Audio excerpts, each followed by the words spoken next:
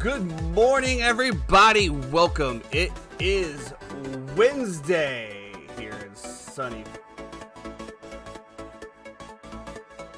And I just turned down the wrong button, but that's okay. We're all back now, and everything is good to go. We hope everybody's having a great day. We got a little bit of stuff to talk about. We got one of the most exciting days for me of the sports year, MLB Opening Day, where all of our hopes are up. We all think that we're going to win, and then usually about a week and a half into it, I move on to a different sport. But yes, MLB is opening up tomorrow. We're going to have the boys in for Gap Wedge Wednesday again. With me, as always, my good buddy Jeffrey Schneider. Jeffrey, how are we doing over there in La La Land?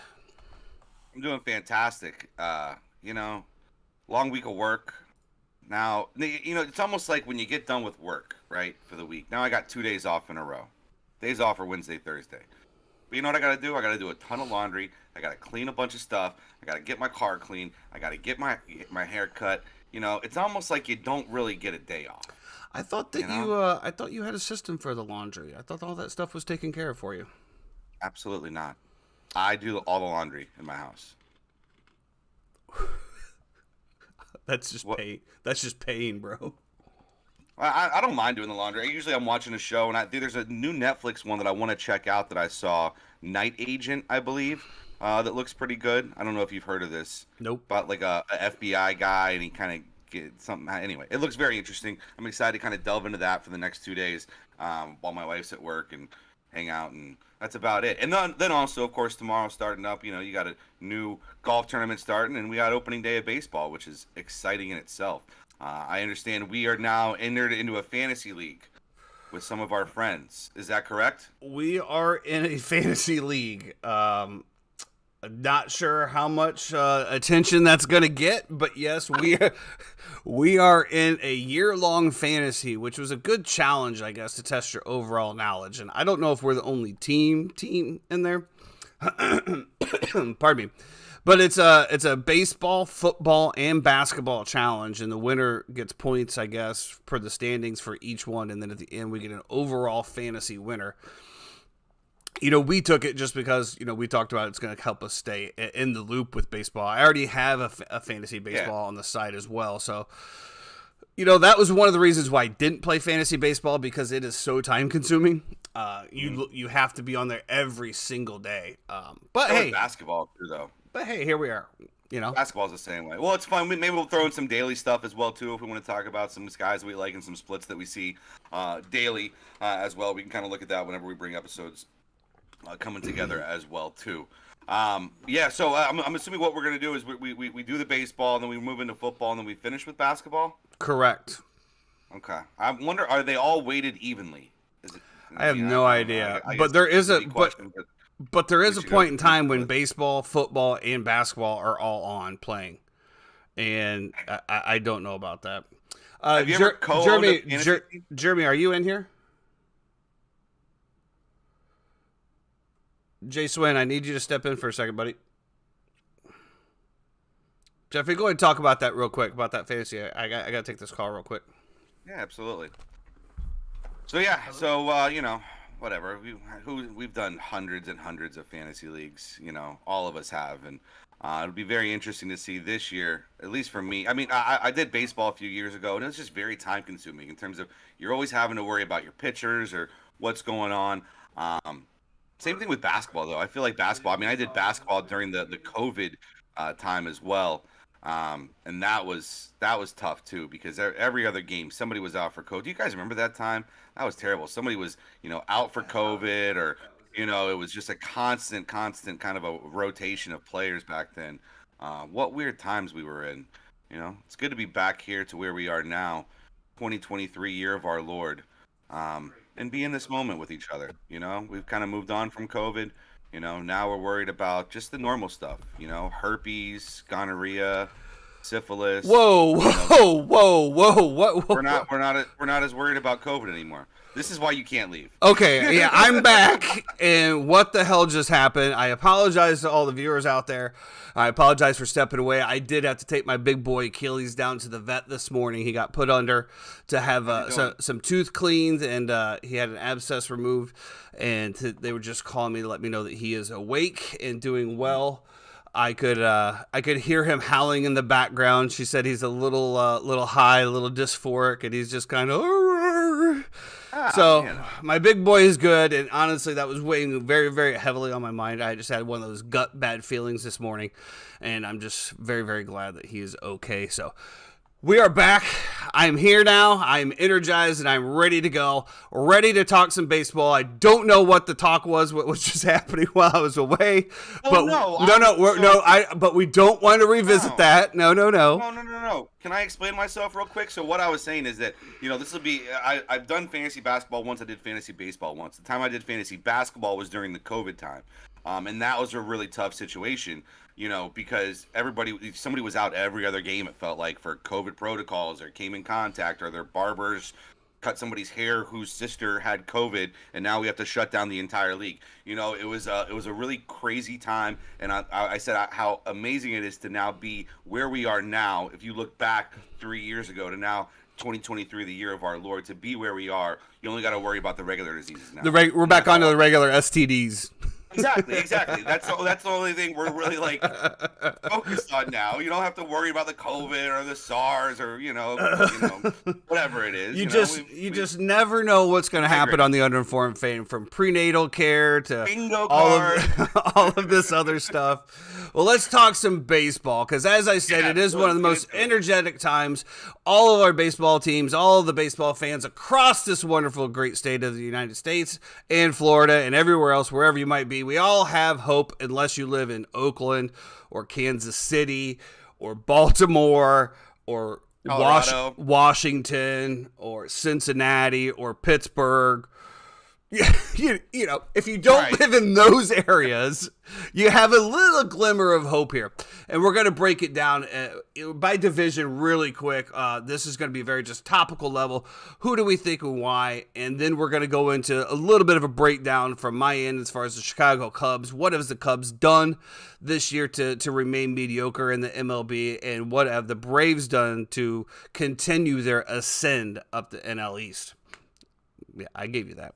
Let's start off with the bad boys of baseball in the American League East. We have the Yankees, the Blue Jays, Tampa Bay, Boston, and Baltimore. And as we know, everybody hates the Yankees. Unless you actually live in New York, you don't like the Yankees. They are the evil empire. They are the bag holders. They are the spend all be all. They are the all-star team of the American League. However, they didn't go far last year. Jeffrey, I'm looking at the AL East. Who do you got this year to make a good showing, and who do you think maybe might just show a little surprise?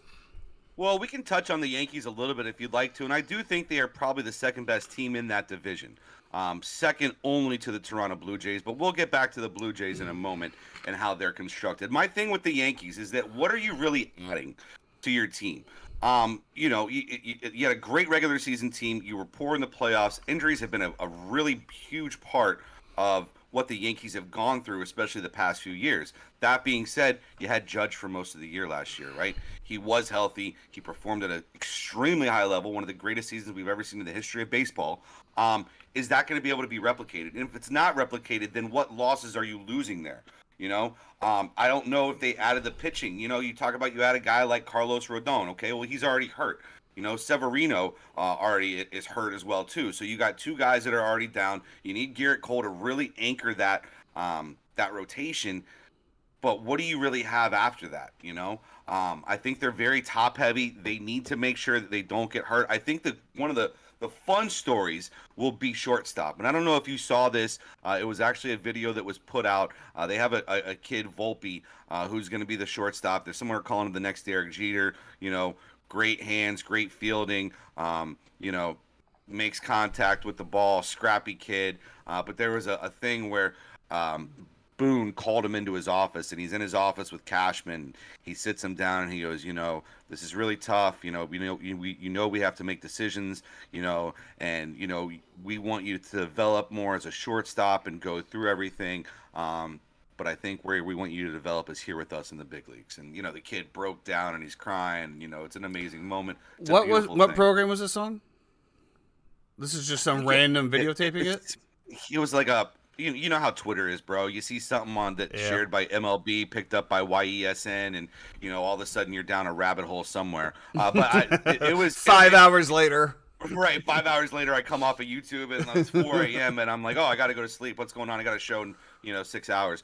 But, yeah, so I think Volpe will be very interesting for that. I love, one of my favorite teams in this division as well, too, is going to be the Baltimore Orioles, right? The young guys, young guns, they've tried to build, through the draft. They tanked for a long time. They got a bunch of kids in. My worry with them is going to be rotation-wise, okay?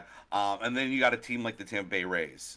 Tampa Bay Rays are going to be, in my opinion, one of the better teams in baseball. I just don't know how they're going to perform postseason-wise.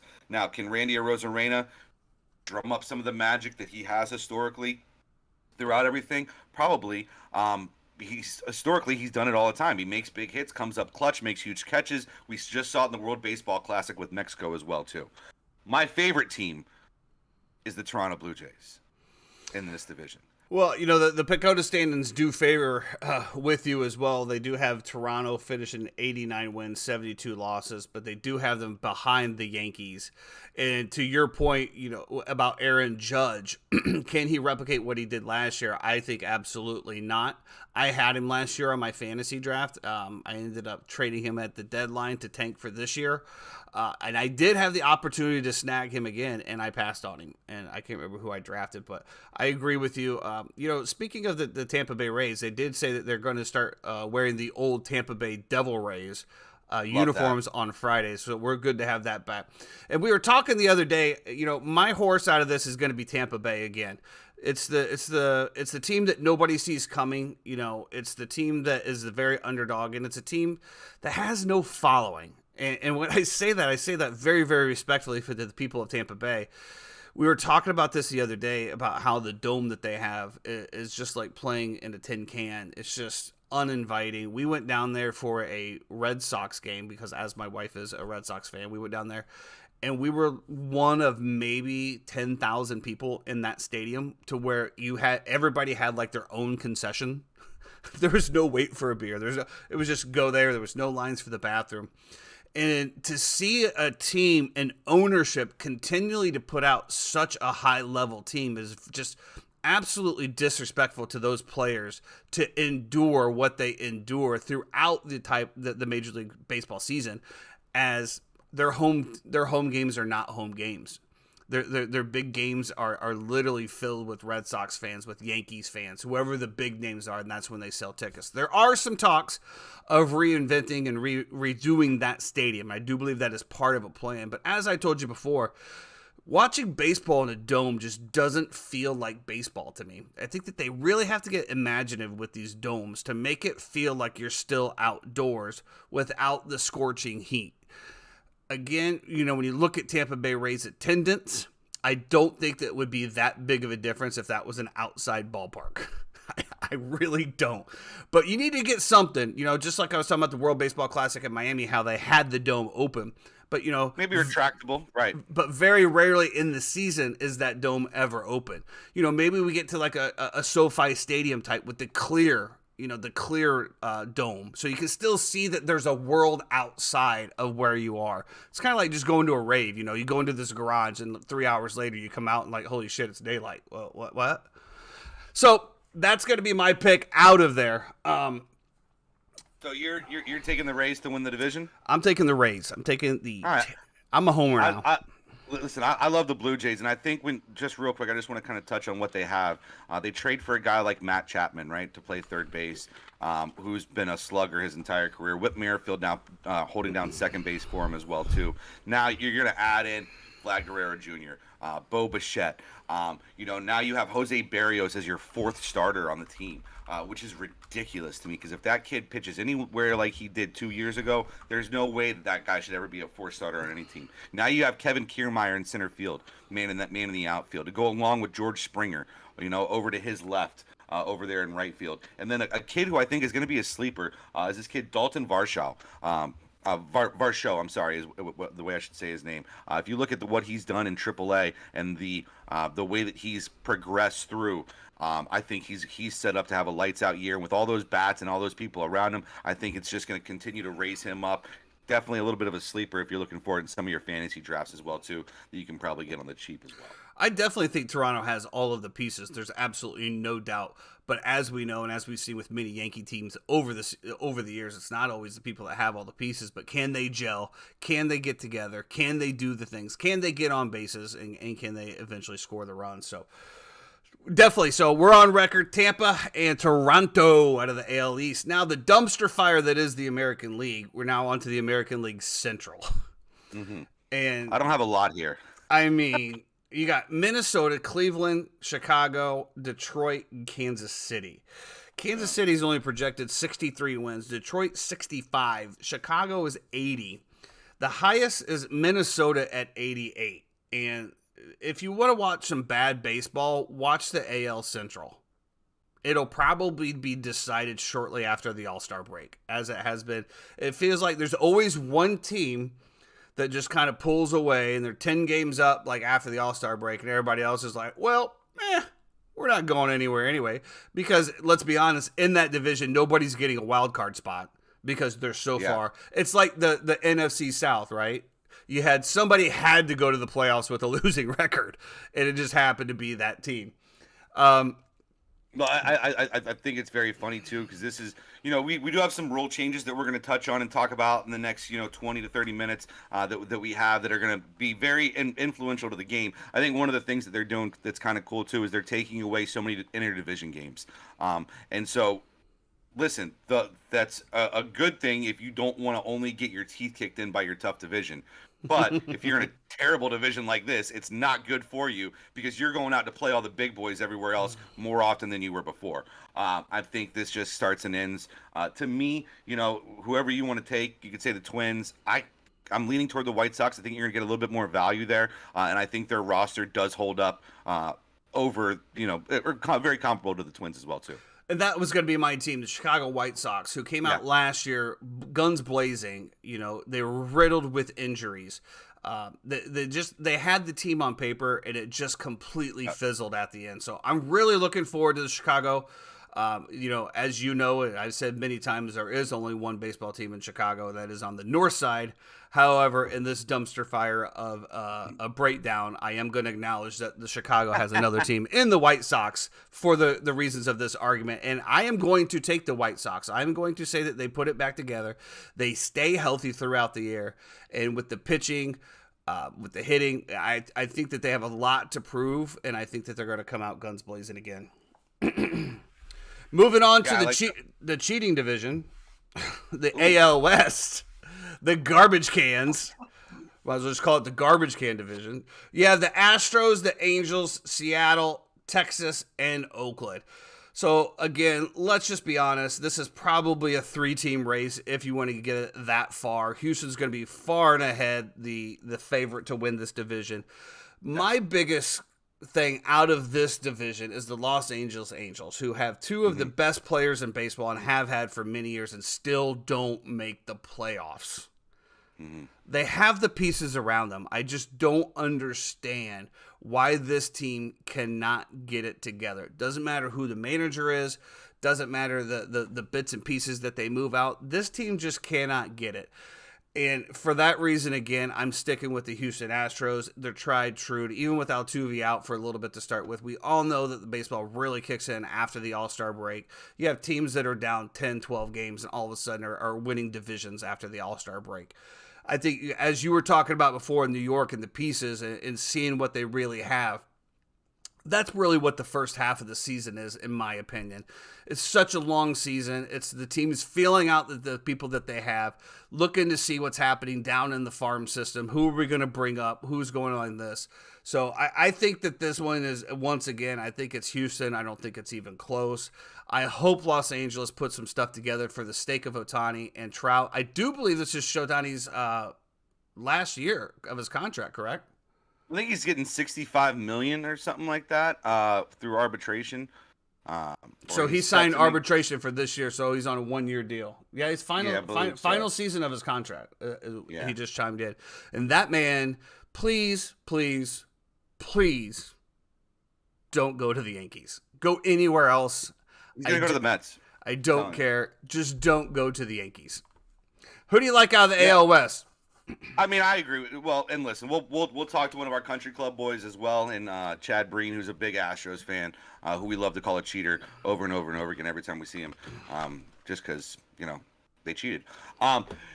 I will say, I think the division will be a little bit more competitive than what we're giving them credit for. I do think the Mariners will have a good, young, solid team this year. I do think the Rangers adding Jacob deGrom, that's a guy who's going to go out there, grab the pill, and just rock it over and over. I do love when you look at their lineup as well too. You got a guy like Corey Seager, you know what I mean? You got Marcus Semien in there as well. Robbie Grossman is not great. But, I do think that there is some room for improvement here, but I do think they'll be a very interesting team as well, too. But, yeah, I mean, I think it starts and ends with the Astros, and I think the Mariners will make a little bit of a push there as well when it comes to that.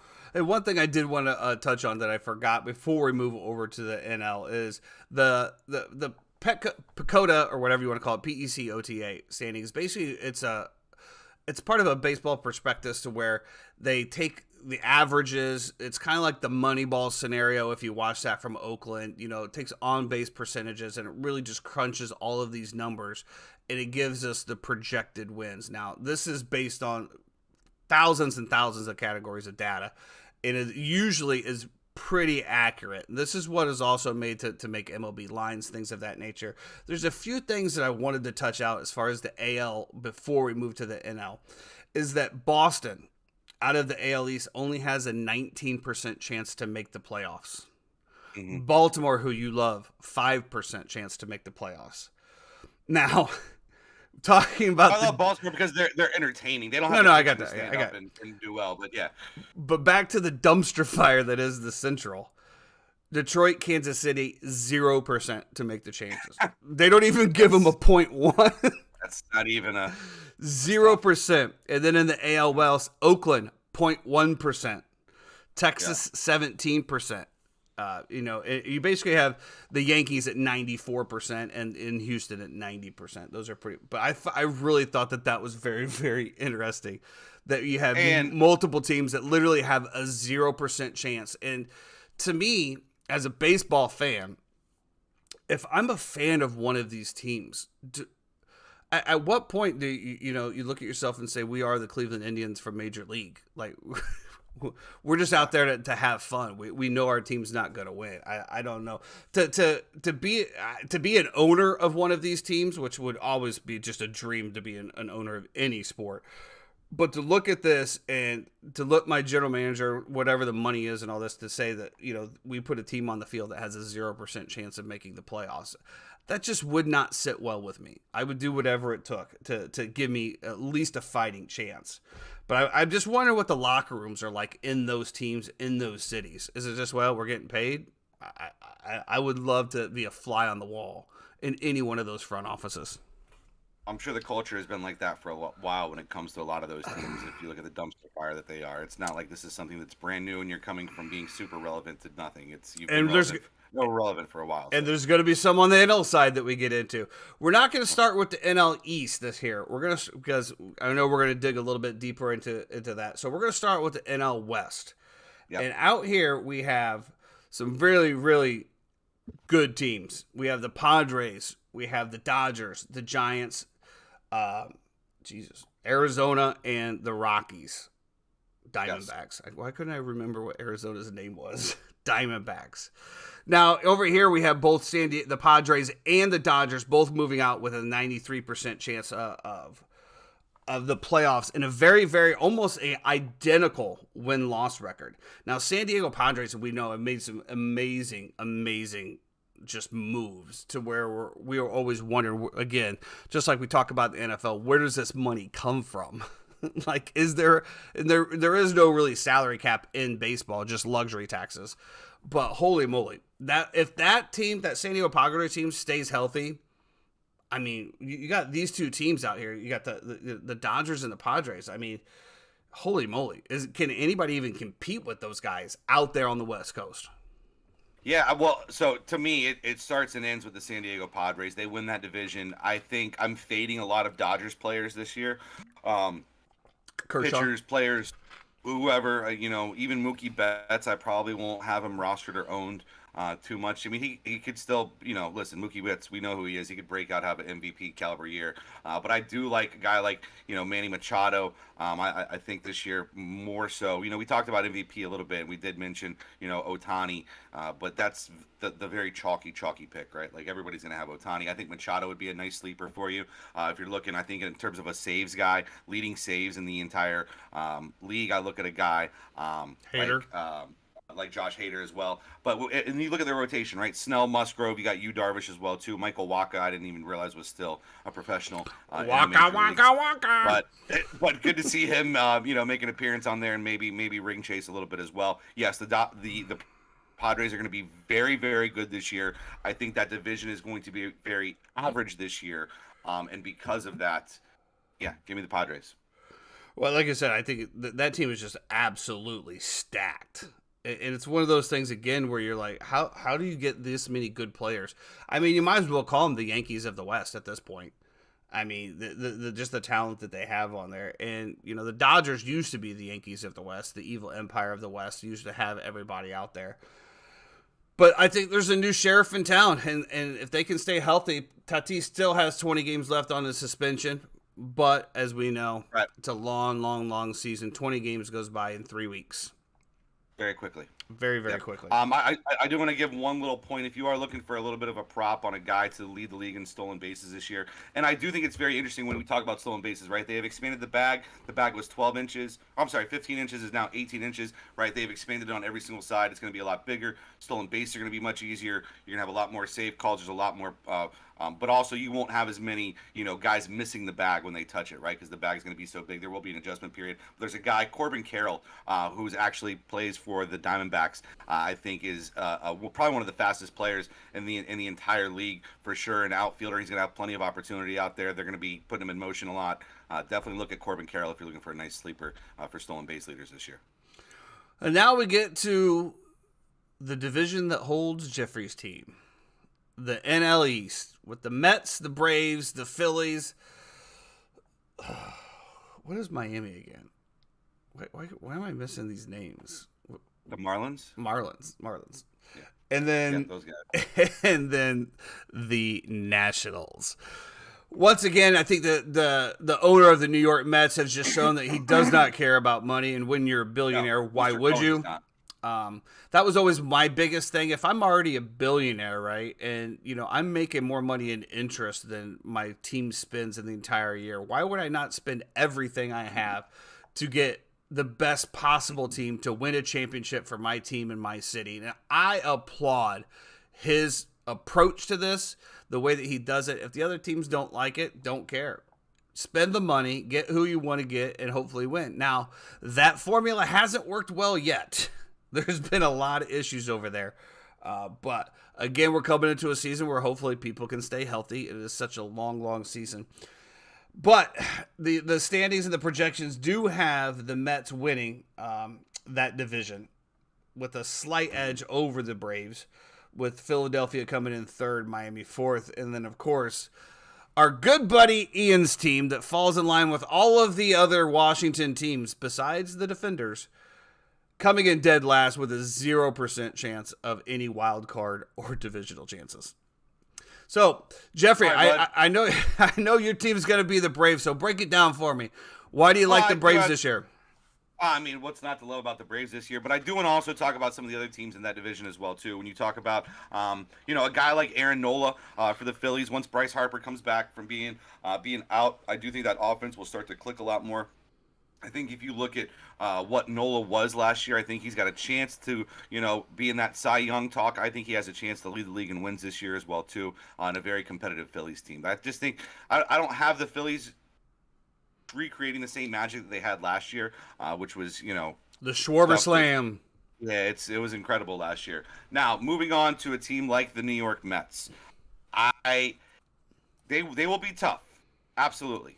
When you look at a guy like Max Scherzer, and we're going to talk about, we'll talk about right now, we do have something called a pitch clock this year, which basically you only have a certain amount of time between hitter and batter to be able to get the ball from the mound to home plate when the batter is set in the box as well. I think a guy like Max Scherzer, who works fast already, is going to groove all year. He is going to be incredible this year. He is my favorite pick for Cy Young this year. And now, so I have this I think there's, when it comes to guys like Max Scherzer, right, they're psychopaths in terms of the way that they compete. Respectfully. And now what you've done is you've given them a clock to compete every single at bat. It's almost like a ticking time bomb in their head that he has. And I love this for Max Scherzer. I think he's going to be absolutely phenomenal this year and great.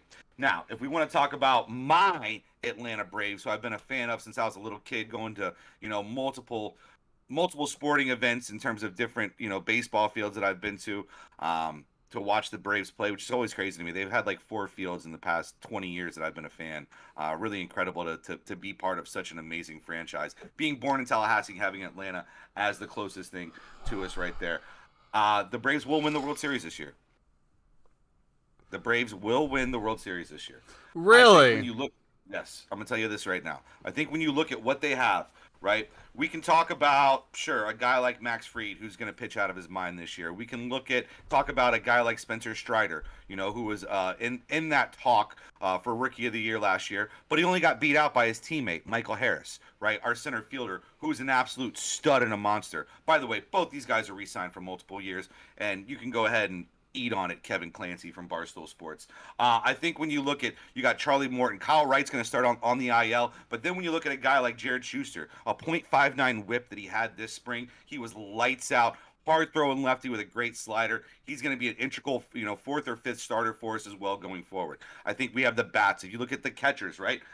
We can just talk about where you're going to be better than the rest of the league in every single time. When you have Sean Murphy, one of the best defensive catchers in all of baseball, and you're able to supplement him with Travis d'Arnaud as well, I think that is a combination that is just deadly, and it's a place that you're going to prove yourself above replacement. I think Matt Olson has a chance to lead the entire league in home runs this year, without a doubt.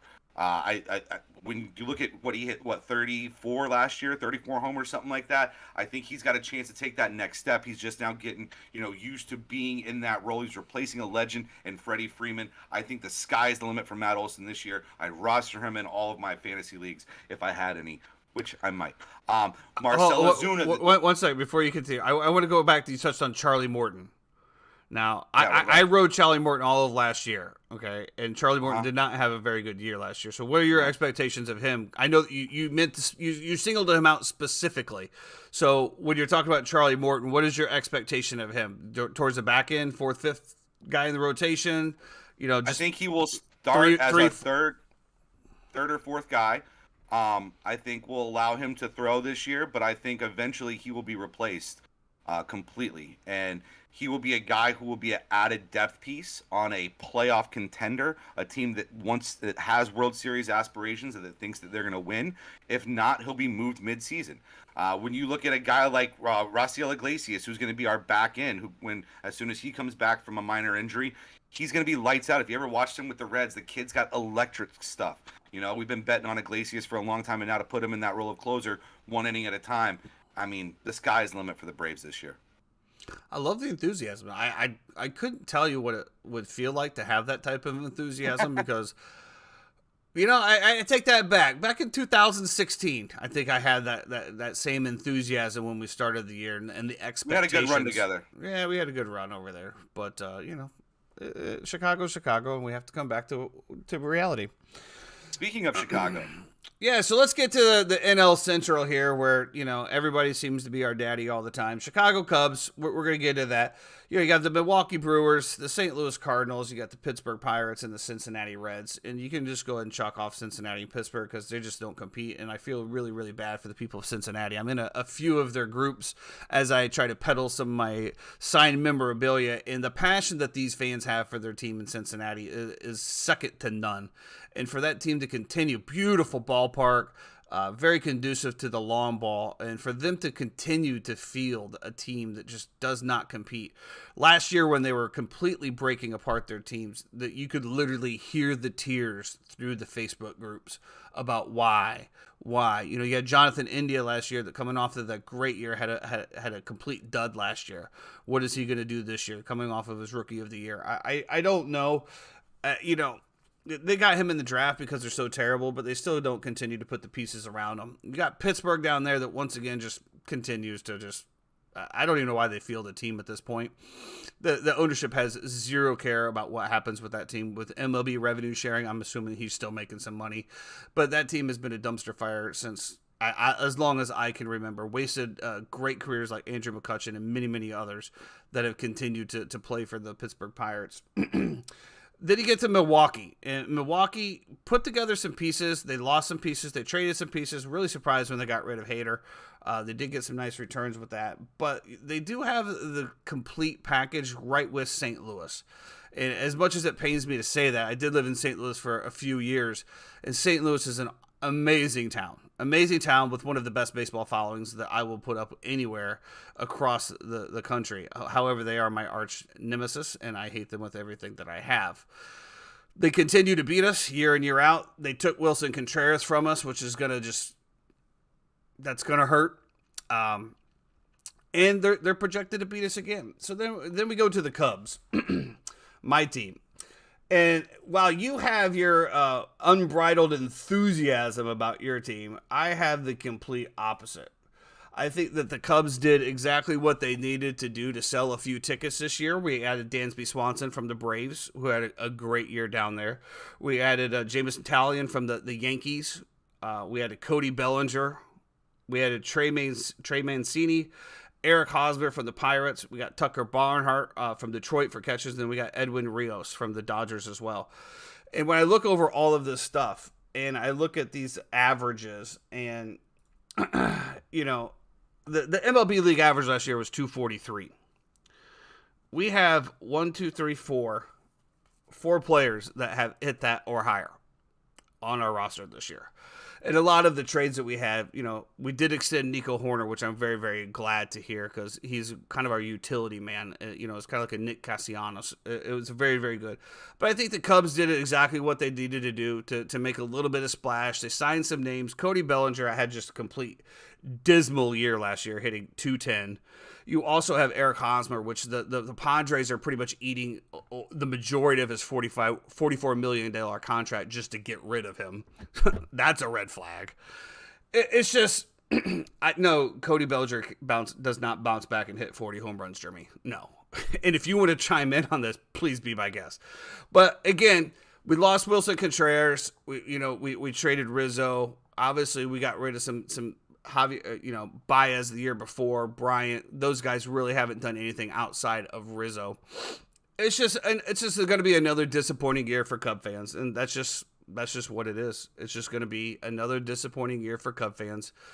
We got a couple good names. We're going to sell some tickets, and this is very, very disappointing after the owners sat there and said to the general manager that you basically had an open purse to go sign whoever you want to compete, and this is the team that we put together. But as I said, we are still optimistic, right? It's opening day. It's 0-0. We are not in last at the moment. We are tied for first. So we'll get to opening day. It's gonna be an interesting season to say the least in regards to these teams. I just don't. I just wish Chicago just wasn't just a terrible sports franchise city. But that's just the way it is. The Bulls are rolling, bro. Like you guys are so Philly-ish when you do hold this on. stuff. Like, okay, you say that. Hold on. I will give you that. Right. We went back. We took care of LeBron the night before, right, on his return, and then we get blown out by 20 points to the Clippers the next night with no Paul George. Like, there's no what. I want consistency. Like if your teams don't go undefeated, if your teams don't go undefeated and win championships, then you're pissed. I don't understand. What do you mean? Well, isn't that the goal of every team? Do you know the last time that the Bulls have won a championship? I can show you right here. Right here. Right there. Do you know how many years that is? Do you need to break out your calculator? I mean, you've won one since the Magic. It's a lot. That's all I'm saying. You talk about the Bulls. I'm just talking about consistency. If you're going to handle the Lakers one night, be up by 20 for the majority of it, and then you're going to lose by 20, but it is a back-to-back night.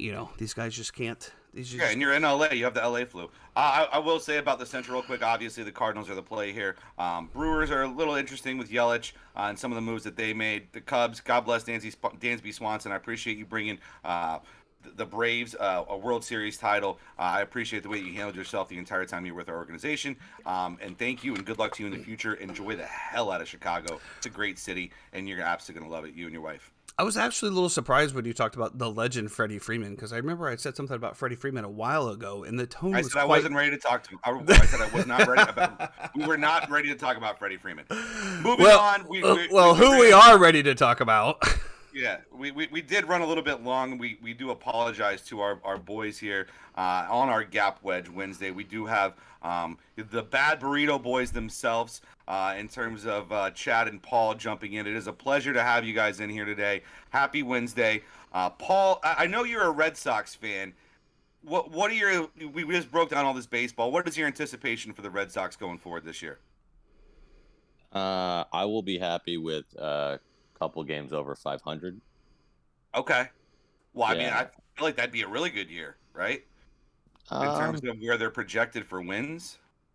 Yeah, they constantly get. It's a tough division. I mean, it's gonna be tough having Adam Duvall in center field running around as well too. Petco has them projected 3 games under 500. Okay. Yeah. So I think swing that by five games the other way, and you're in great shape. They do give you a 17.5% chance at the wild card, though. Hey, that seems high, but all right. The wild card, I believe, is expanded this year as one of the rules as well. Is that correct, Tyson? I don't believe so.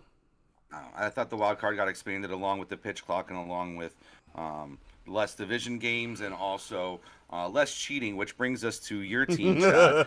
If we want to lead into the Houston Astros and wearing devices and stealing signs, what do you expect from the Astros this year, Chad? I expect people to forget about 5 years ago. That will never change. Never happen.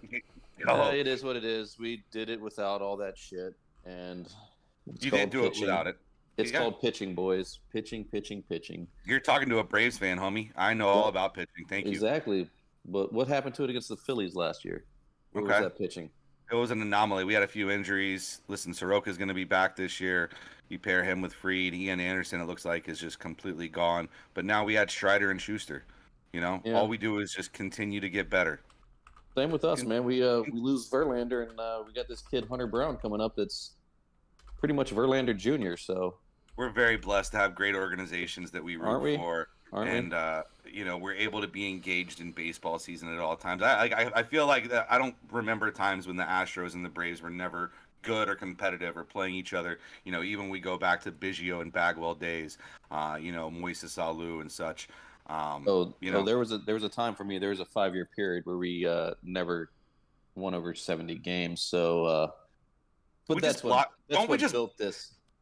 That's what yeah, built this great regime we have right now, though. So and we just block those out from our memories sometimes, right? Like Yeah. you enjoy success and you're like, I don't really like. With me, I feel like in 3 years I'm gonna forget about the terrible Mike Norvell days that we had for Florida State football, and I'll just enjoy the great days that we're having. You know what I mean? Like, I it'll won't just let be you a forget. forgotten Don't worry. memory. Don't worry. And Well, right- you're going to be being reminded a lot with Billy Napier and the way things are going out there in old Gainesville. Anyway, we real gotta quick move before in. we wrap this up and we move Okay. on to that, just real quick, the final rule changes here. We do have the pitch timer, 15 seconds with bases empty, 20 seconds with the runner on. You get 1 timeout per plate appearance. Pitchers only get 2 disengagements. The shift restrictions, you're no longer no more allowed to shift. shift. Right. 2 infielders must be positioned on either side of second base when the pitch is released. The bigger bases, as we talked about. And then, as you were talking about, as far as the format of the playoffs, they did increase the numbers last year, but gone is the one and done wild card game, and is now in Good. place of the wild card round. So the 2 Good. teams from each league who have the best record and won their division will be given a bye, meaning that one division winner will draw the short straw and have to compete in the wild card round. So it'll probably be a best of 3 series. Good. I love that. Let's Well, get some moving golf. on. Yeah, well, let's dive right into golf. Like I said, we have the Bad Burrito Boys here that we love having on. It was an incredible match play championship that we got into. Paul, what did you think about the overall tournament, the way it went down, what we saw on Sunday and everything like that?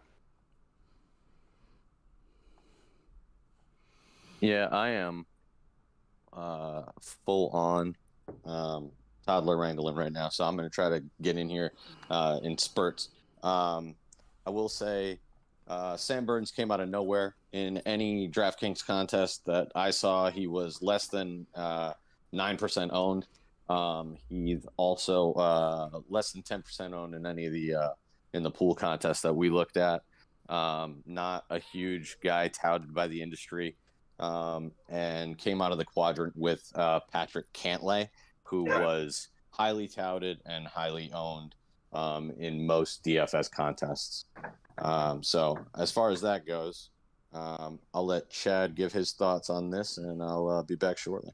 Thanks, Paul. Chad, what do you think? Obviously we talked a lot about golfers. We had some caddy changes going on, and also just the way Sam Burns played down the stretch. Scotty Scheffler misses that putt on 13 in the extra hole, and then Burns capitalizes the very next one. How did you do? How were your plays this week, and how did everything go for you? yeah, like you were talking about with the whole caddy change and everything. We didn't think it was going to happen that quickly, but everyone saw what happened with Cam Young. I mean, he came out of his bracket, got to the final, didn't quite take it down, but he got outlasted by Burns. Both of those guys played out of their minds, though. But the fact that Tesori is on his back now, I feel like we're going to see some major improvement out of that guy. I would almost go out on the line to predict that he will he'll win by Mother's Day. By Mother's Day. Which Mother's Day is what day? May 14th. Okay, so you have him winning one of the next 5 or 6 tournaments that we're playing coming up here, but probably not on your Masters radar. Am I going to assume that correctly? Yeah, he's not going to be on my Masters radar because that's just it's another level there. 'Cause Okay. your putting has to be pristine there, and he's not quite there yet. I mean, that's not going to.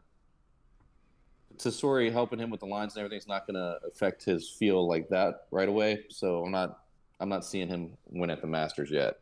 I feel like the Masters is one of those courses too, in terms of Augusta National, that course knowledge plays a big factor into everything as well. And the more times that you play, the better off you're going to know the course, of course, and the places to miss as well. So I think that might be working against Cam Young a little bit, but I think he will be interesting in the years to come as well too. Should be great.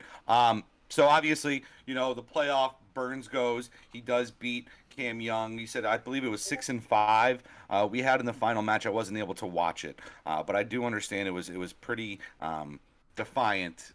I don't know if defiant is the word, but It was dominant. pretty dominant in terms of the performance. Thank you so much for helping me out with that. Pretty dominant in terms of the performance that we saw there on Sunday. Just to put a kind of a bow on it, are you hearing anything about whether we're going to continue to get match play, or are there any rumors about that, or is this just done and you know this format is going to be finished for the foreseeable future?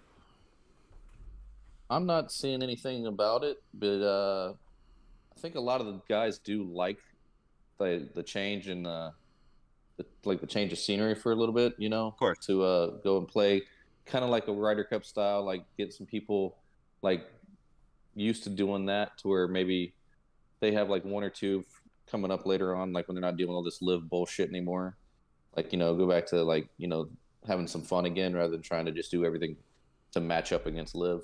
So will you not be attending the live event this coming week out here at our home city of Orlando, Florida, out at Orange County National Resort and Country Club? It's not that I don't want to. I would have gone if I'd have been in town, but I'll be in Texas this weekend, so Oh, okay. What are you going to Yeah. Texas for? some family business I had to deal with, so Wonderful. Well, I hope you have a Yeah. great time, and I hope you enjoy yourself out there in God's country, out there in Texas. Should be a great time. So speaking of Texas, I understand our next tournament coming up this week, and we can get a small little breakdown here if you don't mind, is the Valero Texas Open. Do I have that correct? Yeah, that's right. It is the Valero Texas Open at the AT&T Oaks course at TPC San Antonio. This is Wonderful. the PGA version of skip day in school. This is probably the worst field we've seen all season, and Everyone gets an invite. I mean, I'll be- Honda was pretty bad. It was bad, Yeah. but this is right up there. This is Well, let's pretty- polish some turds off and find the best the best of the bunch. Oof. Yeah. So it's par 72. It's a little over 7,400 yards, but plays all of it. It's a longer one. You get some par fives with forced layups and really long par three. And then the greens are poa trivials, but because of the climate, so drought and warmer temperatures, you are seeing more of the Bermuda coming through on those greens. So it's they're slow, I'll say that much. So you don't necessarily have to be a great putter here. You just have to do slightly better than field average in order to win this thing. Corey Connors got his only win on tour here. Monday qualified and then had his best putting round, I believe, in the history of his life. But yeah, that was in 2019. We had JJ Spawn win it last year as kind of a long shot. And then a year before, Jordan Spieth won it as a favorite. So you have a wide range of outcomes here as far as where you can hit the book. And really very few guys in the field are out of play. So you Yeah, said real quick, very few guys in the field are out of play. I know we had talked about it a little bit last night that there might be a few guys who you are looking at, who you are fading this week and not taking. There was two big names. Paul, if you could just touch on those real quick, just for our listeners.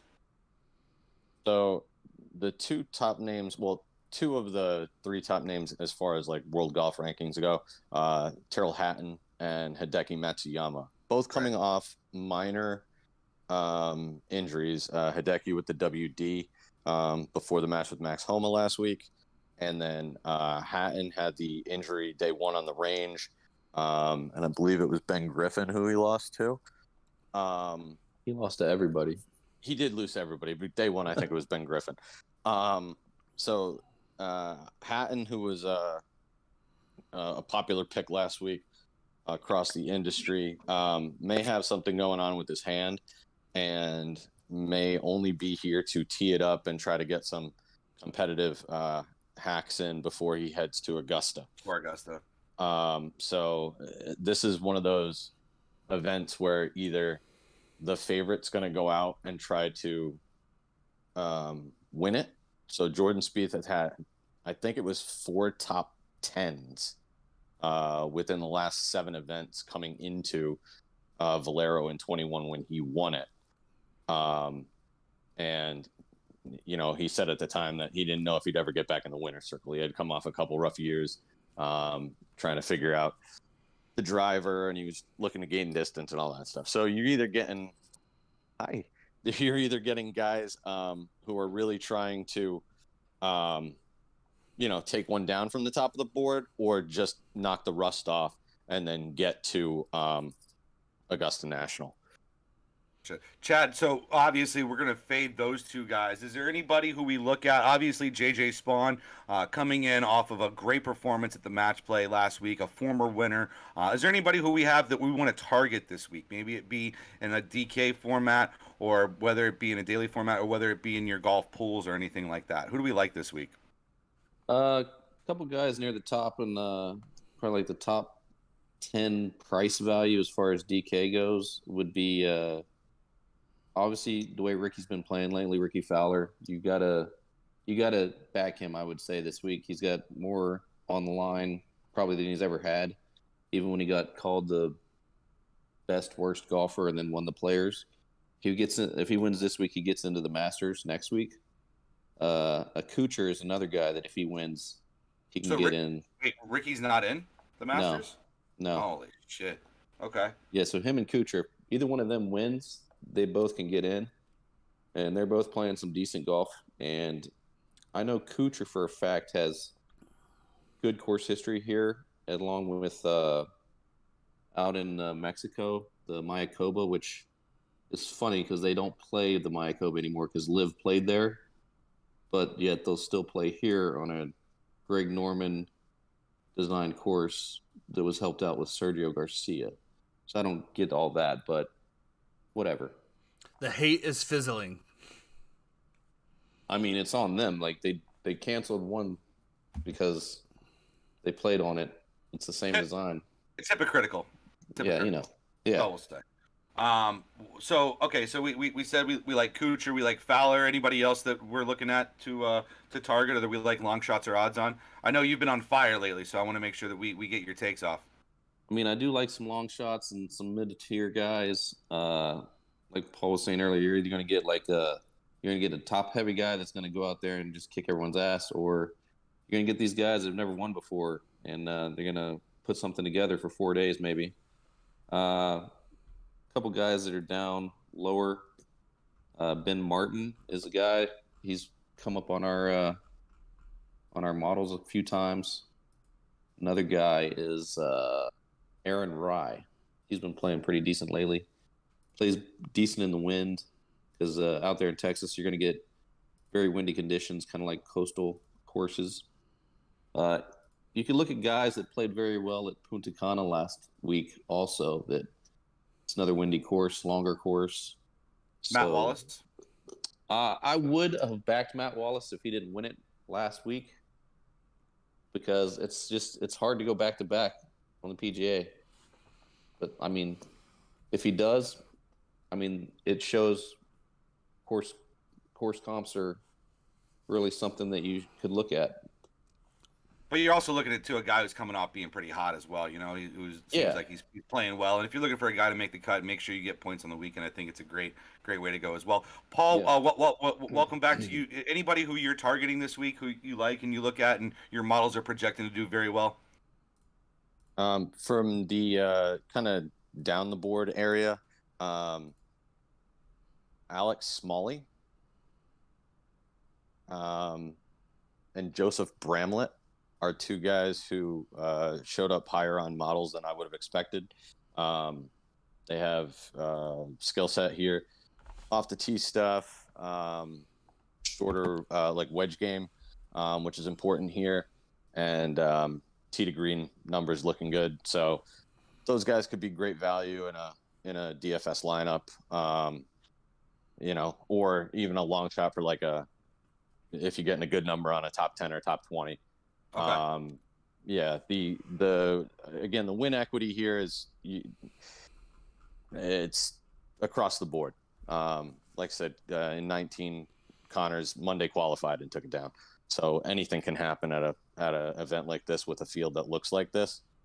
One thing I wanted to touch on is Chad was mentioning Fowler and Kuchar with the opportunity to get in. If I'm not mistaken, whoever wins this event is going to the Masters. Correct. But that's so they all have that same motivation to try to get to Augusta, Unless it's somebody that's already in, of course. Right. Right. Yeah. Which you're talking about who the field is probably pretty Probably not in. not likely. No, So- I think you got one green jacket in the field. You know, I do want to point on one fun little stat that we were talking about last night, actually, when I saw you guys. And I don't know if you want to touch on this, Paul, because we both saw it and we both brought it up. The little Kent State connection that we have here. Yeah, so I think we both saw the same tweet. Yes. But 20% of the winners over the last 10 years at this event have come from the Kent State golf program. And there is a Kent State golfer that's going to be teeing it up this week that hasn't won, and that's Tyler Pendrith. Fun sleeper right there, guys. And where is Kent State? I have no idea. Cincinnati or Ohio, I think. Yeah, I think it's around in that area, actually. So the Ohio There's boys like Texas, huh? There's a little connection, actually. They're not even Ohio Canada. boys. They're all Canadian. There's a Canadian pipeline that runs golfers from Canada through Kent State, who has a good golf program, who have translated into professional players. So when you talk about Corey Connors, who was the other guy who won as well, too? Do we remember? No. It was Corey Connors and somebody else. Well, And now It was a while back. So Yeah. Corey No. Connors makes 20% of the last 5. So there he goes. So it's like what? Big deal. I guess Yeah, I I just don't- thought it was a fun little stat to kind of look at and talk about as well too. All right, we're hitting up on the very end of the show here, boys. Chad, any last thoughts, or you want to put a bow on this for us and kind of talk about it? And what do you like? I know we had a few names that we had mentioned. Anything else you got for us today? Maybe if you want to feel like sweating for a little bit, I like probably not going to win because he can never pull it off, but I'm going to go with a top 10 Thomas Dietrich. He's just for some reason these guys with T's to start their name. Top 10 Tommy, top 10 Tony, Finau. You know, it's like Tony Finau started winning, but these guys with T's in the front of their name, they just can't win. I don't know what it is, but I feel that. take them to win. Thomas And then- Dietrich, Tyson yeah. Thomas. I feel that. Interesting. Oh. Double T's. I feel Hey. that. T's can't win. I feel that. TT's Then, Paul. Oh, go. I'm sorry. Sorry, I just had another one I No, just you're want good, to throw please. out there that maybe he might pull something off at a very deep number. Sam Ryder, he's been playing pretty well. He's a boy out of Rollins over here, next to us. I pull for him because Was it local Rollins kid. or Stetson? I don't know. I It's think one he's of from the those. Stetson Pro. I think he's a Hatter. So Stetson's the land, right? Yeah. And then you have Rollins, obviously, Winter Park. Yeah, I think he's I a think it's Winter Hatter. Park. I thought he was Winter Park. All right. All right, We've got whatever. some controversy. He's We from can agree- Orlando. We okay. can agree to disagree. They're breaking up.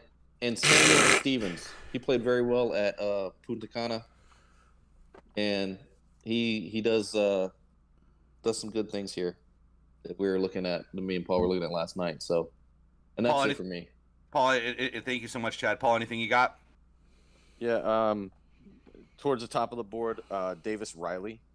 He won a Horn Ferry event here, so has decent memories on this course. And then from the bottom, Hayden Buckley. He's a guy whose name I've mentioned probably 1,000 times over the course of the last 2 seasons, and he hasn't done anything yet. So I'm just going to say his name again, hoping maybe he pulls a rabbit out of the hat. Well, Let me tell you who's not going to perform this week. Who's Paul's big favorite here? Let's get that one out of the way. Oh yeah. Oh, all right.